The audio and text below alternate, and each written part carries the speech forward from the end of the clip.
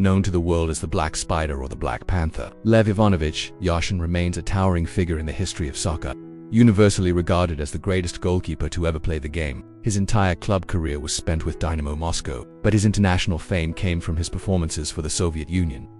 To this day, the only goalkeeper to have ever won the Ballon d'Or, an honor he received in 1963, Yashin was a revolutionary player, a shot-stopper of incredible agility who also commanded his penalty area, organized his defense, and was one of the first keepers to punch the ball out of crowded areas instead of trying to catch it. His intimidating all-black attire and seemingly unbeatable reflexes made him a legend. Yashin's health declined sharply in his later years, a consequence of a physically demanding career. In 1986, he had one of his legs amputated after developing a blood clot. His health issues persisted, and he passed away on March 20, 1990, from stomach cancer at the age of 60. He was given a state funeral in Moscow, a testament to his status as a national hero. He was laid to rest in the Vagankovo Cemetery in Moscow, a historic burial ground for many of Russia's most esteemed artists, scientists, and athletes. Yashin's grave is not a simple marker but a powerful monument. A life-size bronze statue captures him in his prime, suspended in midair as if making one of his signature acrobatic saves. He is depicted in his iconic Dynamo Moscow kit, with the letter on his chest. The sculpture is a dynamic, moving tribute that perfectly encapsulates the energy and grace that made him a global icon. Fans and admirers continue to visit, leaving flowers and soccer memorabilia at the base of the statue, honoring the man who forever changed the perception of goalkeeping. Ferenc Puskás was the heart and soul of two of soccer's greatest teams, the magical Magyars of Hungary in the early 1950s and the dominant Real Madrid side that conquered Europe later that decade. A prolific forward with a thunderous left foot, Puskás scored goals at a staggering rate. He was the superstar of a Hungarian national team that revolutionized tactics and captivated the world, only to be tragically denied the World Cup in 1954. After the Hungarian Revolution of 1956, he defected to Spain and, despite being considered past his prime, embarked on a second legendary career with Real Madrid, winning 3 European Cups. The FIFA award for the most beautiful goal of the year is named the Puskás Award in his honor. In the year 2000, Puskás was diagnosed with Alzheimer's disease. He spent the final 6 years of his life in a hospital in Budapest, his health slowly deteriorating. He passed away on November 17, 2006, at the age of 79 due to pneumonia. His death was mourned across Hungary and the entire soccer world. The Hungarian government declared his funeral day a national day of mourning, a profound tribute to his status as the nation's most beloved sporting figure. Ferenc Puskás was granted the high honor of being interred in the crypt of St. Stephen's Basilica in Budapest. This is a resting place typically reserved for Hungarian royalty and saints, signifying his monumental importance to the nation's identity and pride. His tomb is a simple yet elegant marble sarcophagus, often adorned with the Hungarian flag and scarves from his former clubs Ferencváros and Real Madrid. Visitors from all over the world come to the basilica, not only to see its architectural galloping major, a man whose left foot created magic and whose name is synonymous with greatness. Gerd Müller was arguably the most lethal goalscorer the game has ever seen. Nicknamed Der Bomber for his explosive finishing, Müller had an uncanny, almost supernatural ability to be in the right place at the right time. He wasn't tall or particularly fast, but within the 18-yard box he was without peer. His short, powerful legs allowed him to turn and shoot with incredible speed and precision. For Bayern Munich and West Germany, he scored goals at a phenomenal rate, including the winning goal in the 1974 World Cup final against the Netherlands. He held the record for most World Cup goals for 3 decades and remains Bayern Munich's all-time leading scorer by a vast margin. He simply lived to put the ball in the back of the net. After his career, Müller struggled with alcoholism, a battle he bravely won with the help of his former Bayern Munich teammates. In his later years, his health declined significantly. In 2015, it was announced that he was suffering from Alzheimer's disease and was living in a specialized nursing home. He spent his final years being cared for as the disease progressed. Gerd Müller passed away in the early hours of August 15, 2021, at the age of 7. His death was mourned deeply in Germany, where he was revered as one of the nation's greatest sporting heroes. Gerd Müller was laid to rest in his hometown of Netterlingen in the cemetery in the Straubing district. The funeral was a private affair, attended only by his closest family and friends, reflecting the humble and private nature of the man himself. His grave is a simple and modest one, marked by a small, unadorned headstone. It stands in stark contrast to his monumental career achievements. There is no grand statue or elaborate monument, only a quiet place of rest for a man who preferred to let his actions on the soccer field speak for him. The simplicity of his grave is a poignant reminder of the humble man behind the legendary goal scorer.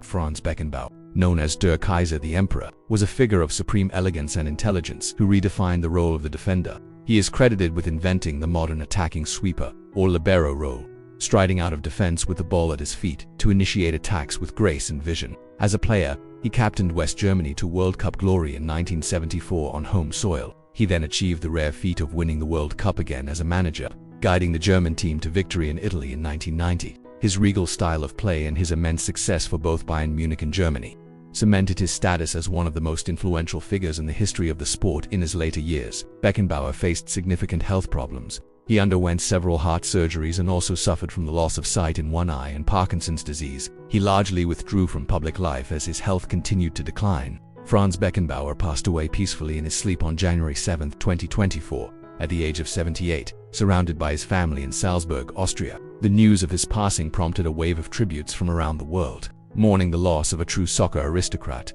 De Keyser was laid to rest in the Perlica Forest Cemetery, located on the southern edge of Munich, a city intrinsically linked with his name and career. He was buried in a family plot, next to his son Stefan, who had passed away in 2015. The funeral was a small, private ceremony, respecting the family's wishes. His grave is marked by a simple wooden cross in a tranquil wooded setting. While fans have left flowers and scarves at the site, its understated nature reflects the private side of a global superstar. A larger public memorial service was later held in his beloved Bayern Munich stadium, allowing the wider world to say a final goodbye to the emperor. Eusébio da Silva Ferreira, known simply as Eusébio, was soccer's first great African-born superstar and a symbol of Portuguese pride. Nicknamed the Black Panther for his incredible speed, athleticism and ferocious right-footed shot, he was a goal-scoring machine for Benfica and the Portuguese national team. Born in Mozambique, then a Portuguese colony, he moved to Lisbon and led Benfica to incredible success, including the 1962 European Cup. He was the undisputed star of the 1966 World Cup, where he was the top scorer, leading Portugal to a third-place finish. His blend of power and grace made him one of the most exciting players of his generation and a national hero in Portugal. Eusébio had battled various health issues for several years, including heart and respiratory problems, which led to multiple hospitalizations. On January 5, 2014, he passed away from cardiopulmonary arrest at his home in Lisbon. He was 71 years old. The Portuguese government immediately declared 3 days of national mourning, and his death was met with a profound sense of loss across the country. His body was taken to Benfica's Estádio da Luz Stadium of Light, where thousands of fans, many in tears, came to pay their last respects, draping scarves and flags over his coffin. Initially, Eusébio was buried in the Lumiar Cemetery in Lisbon. However, such was his iconic status that a year after his death, in July of 2015, a unanimous parliamentary vote approved his reinterment in the national pantheon. This is Portugal's highest honor, a resting place for the country's most distinguished presidents, writers, and national heroes. Eusébio was the first sportsperson to be granted this honor. His magnificent marble tomb now lies among the giants of Portuguese history, a powerful statement of his enduring importance not just to the nation's sport, but to its very culture and identity. Alfredo Di Stefano was the engine of the legendary Real Madrid team that dominated the 1950s. More than just a striker, the Blondero was a complete soccer player, a revolutionary talent who could be found defending in his own penalty area one moment and scoring at the other end the next. He was the team's tactical leader, heartbeat, and top scorer. He led Real Madrid to 5 consecutive European Cup victories from 1956 to 1960, scoring in all 5 finals, a feat that remains unmatched. While he controversially played for 3 different national teams, his identity is forever fused with the royal white of Madrid, the club he transformed into the biggest in the world. Di Stefano remained active and closely associated with Real Madrid as its honorary president well into his old age. He had suffered a heart attack in 2005, after which he had a pacemaker fitted. On July 5, 2014, just 2 days after his 88th birthday, he suffered another, more severe heart attack on a street near Madrid's Santiago Bernabéu Stadium. He was placed in an induced coma but never recovered. He passed away in the hospital on July 7, 2014. The world of soccer mourned the loss of one of its founding fathers, the man who first defined what it meant to be a global soccer superstar.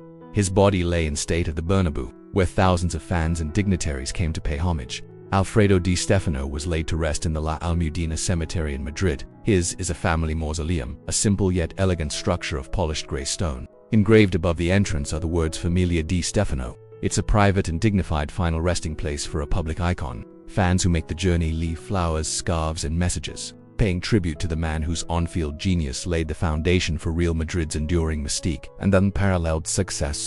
Sócrates Brasileiro Sampaio de Souza Vieira de Oliveira, known universally as Socrates, was one of soccer's most unique and fascinating figures. A qualified medical doctor, he was fittingly nicknamed Dr. Socrates. On the field, he was the elegant, bearded, chain-smoking midfield general of the brilliant 1982 Brazil team. a side celebrated as one of the greatest never to win the World Cup. He was known for his incredible vision, his nonchalant no-look backheel passes, and his cerebral approach to the game. Off the field, he was a political activist who led the Corinthians democracy movement, which challenged Brazil's military dictatorship. He was a thinker, an artist, and a revolutionary who happened to play soccer beautifully. Socrates was a heavy drinker and smoker throughout his adult life, habits he never tried to hide. In 2011, his health deteriorated rapidly due to alcohol-related problems. He was hospitalized several times for gastrointestinal bleeding linked to liver damage. On December 4, 2011, he died from septic shock resulting from an intestinal infection. He was 57 years old. Poignantly, he had once said he wished to die on a Sunday when his beloved club, Corinthians, won a championship. In a remarkable twist of fate, he passed away on the very Sunday that Corinthians secured the Brazilian League title, and a moment of powerful, silent tribute was held by players and fans before their celebratory match.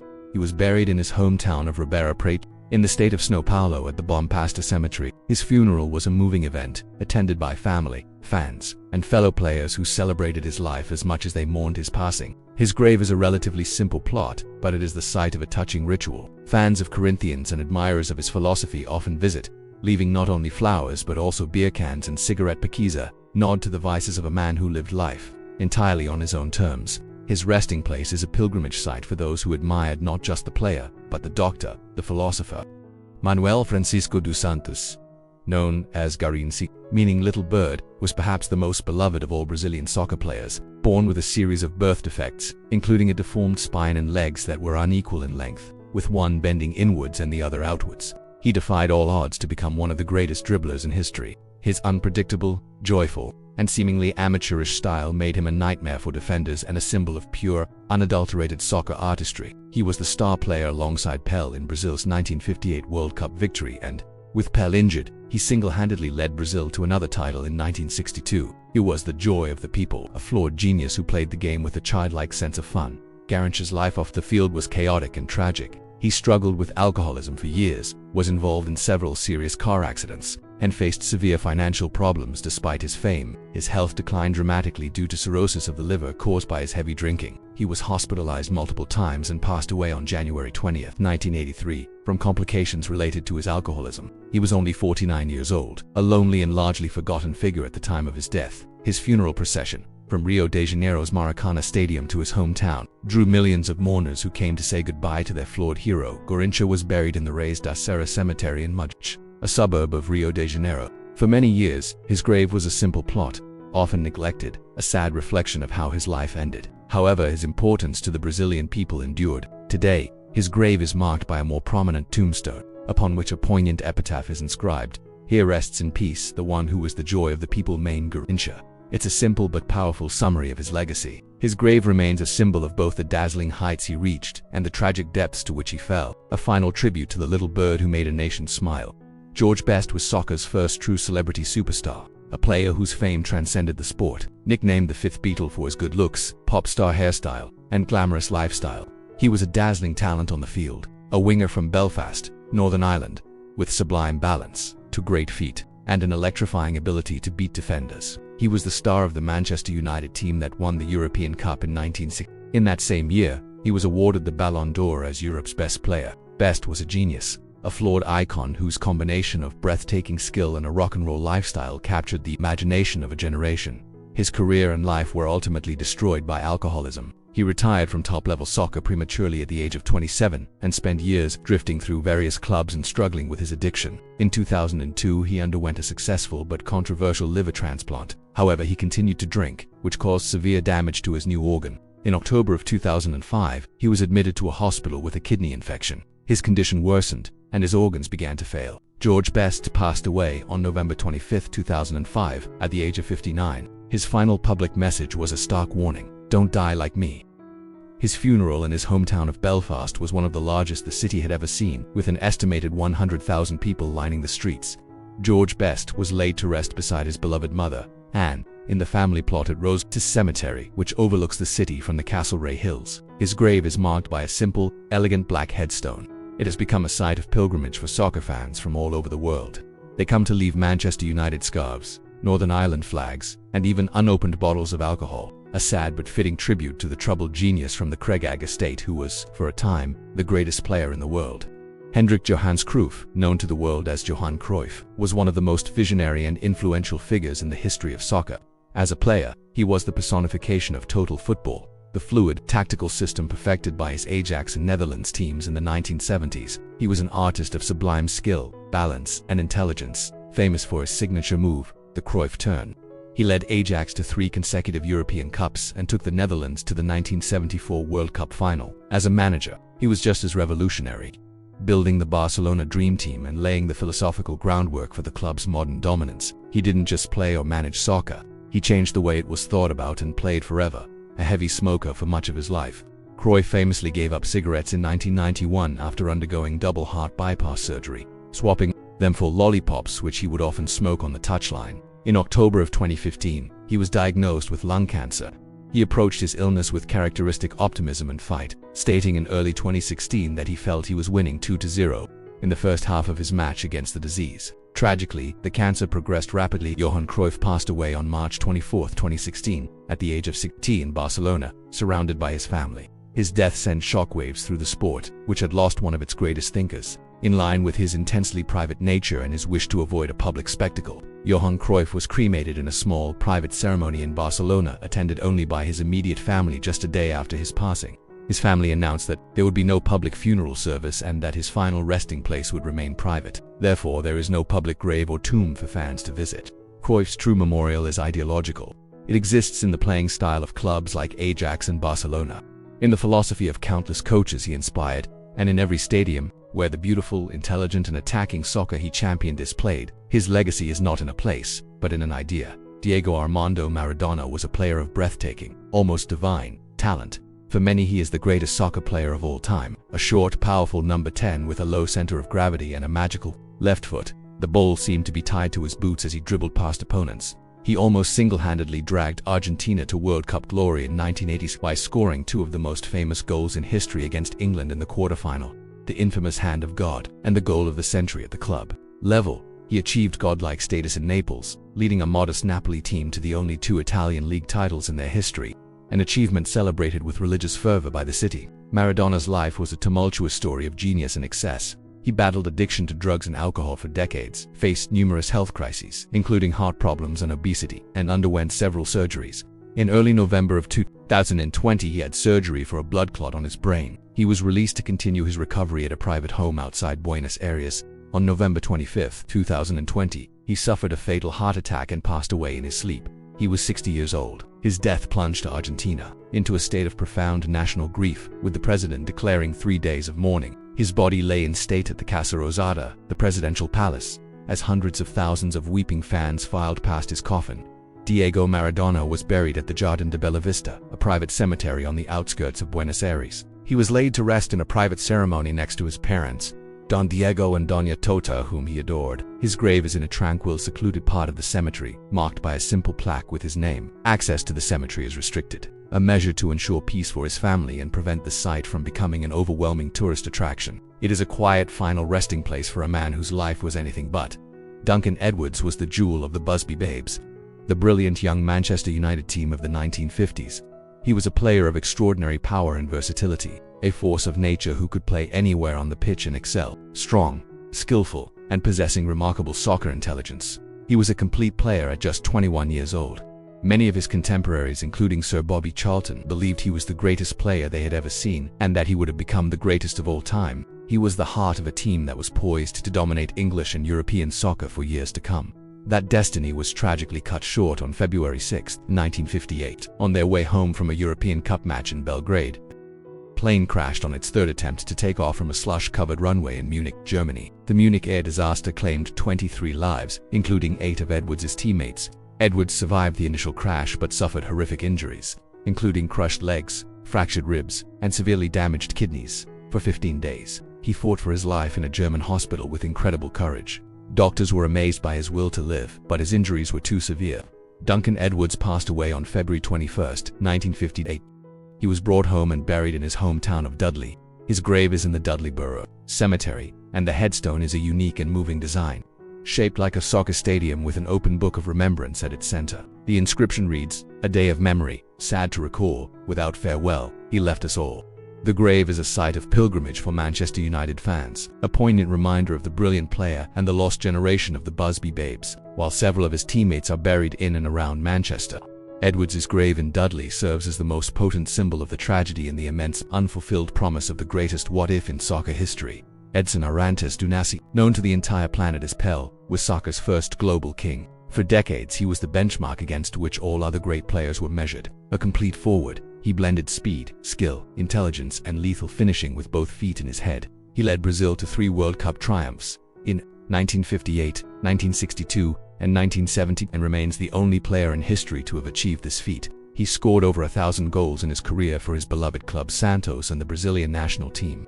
More than just a player, Pelé was a worldwide ambassador for the sport, a symbol of joy and excellence who helped popularize soccer in North America and across the globe. He was, quite simply, Ore the King. In his later years, Pelé faced a series of health problems, including hip, spine, and knee issues that affected his mobility. In September of 2021, he had surgery to remove a tumor from his colon and began chemotherapy treatment. He was in and out of the hospital over the next year as his health gradually declined. In late 2022, he was admitted to the Albert Einstein Israelite Hospital in São Paulo, where it was announced his cancer had advanced. Pelé passed away on December 29, 2022, from multiple organ failure as a complication of colon cancer. He was 82 years old.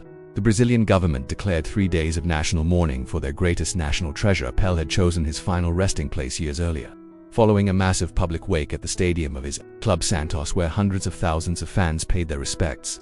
His body was interred at the Memorial Necrópole Ecumenica in Santos. It is a unique 14-story vertical cemetery, recognized as the tallest in the world. Pelé's family mausoleum is on the first floor. It is a custom-designed, 200-square-meter room. The room features artificial grass on the floor, images of fans on the walls, and a golden casket adorned with images of his greatest moments. It is a spectacular and fittingly unique tribute, a final palace for the king, overlooking the stadium where he first became a legend.